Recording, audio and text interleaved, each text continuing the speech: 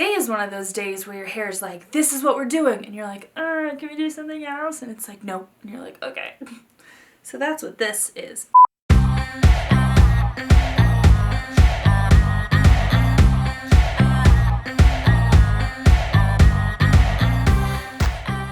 Hello, welcome back to Never Skip Brunch. My name is Cara, and today we are making some line art. So line art is super easy, super cheap, and great way to fill blank walls. So I actually made this because we listed our house and I had so many projects that I never really finished decorating, so there was like a ton of blank walls, and I had a ton of canvases, and I didn't want to really spend time like painting something that I was gonna hate later or trying to figure out what to put on a canvas. So instead I just did some like cursive script, really simple across the canvas, and then like hung them up all over the house, which actually turned out really nice because it looked like cohesive, like lots of different rooms had them, and then it's kind of chic because it's not wall decor that has like too much color in it. It's a good like neutral. So if you're not selling your house, this is also good for you holiday hosts that are going to be having a bunch of guests come over, and maybe you have spaces that aren't done, whether it's like walls in your house or like the guest room, and you need to like fill them up with something cute. You could totally do like little holiday phrases or do like a different color, like a red Sharpie instead of a black one, and make some cute like holiday decor for your guest room. Whatever you're using this for, it's super easy. Let's dive in. Okay, well, step number one is to pick out your phrase. So basically, if you have a word in mind, that totally works. It can be one word or like a little phrase, and if you don't know where to go for inspo, I like to use Pinterest and just type in like quotes for the bedroom or like quotes for the laundry room. There's a lot of funny signs and sayings that you can draw inspo from. So materials, you're gonna start with a blank white canvas. This can obviously be any size.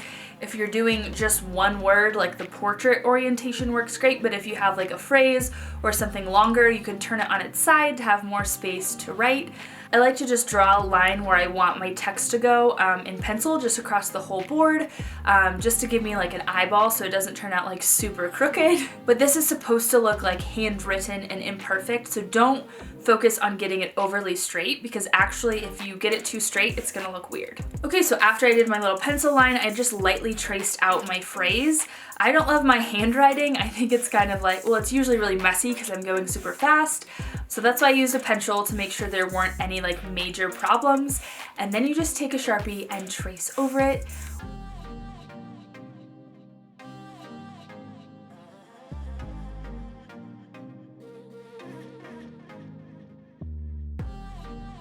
Wait till it dries and then erase any lines that are left with an eraser. You do want to be careful when erasing because you don't want to smudge. Just draw with your pencil and erase with your pencil super lightly and super gently, because if you push into the canvas, you can like leave an indent or you can end up smudging it. So just do everything super gently and you should be good. If you do mess up and end up with a big smudge, you can use whiteout or some gesso from the craft store and just go over the little area to like white it out and make it look clean and crisp. Okay, so now I'll show you all the different signs I made for inspo. So like for the one above my dresser, it says unwind because it's in our master bedroom.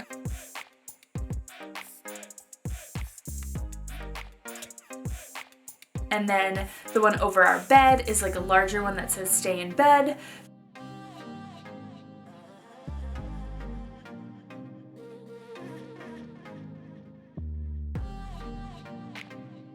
The one in the bathroom says relax.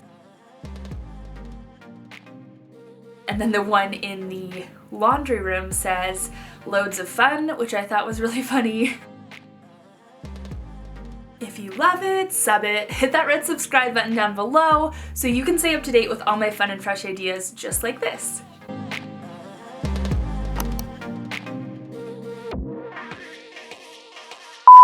If you like this video, I have bunches more of great ideas just like this, so be sure to follow me so you stay in the loop. I also created a whole basket wall out of baskets from the thrift store, and I have a video all about that and my best tips that's coming up soon. You don't want to miss it, so be sure to subscribe so you stay in the loop.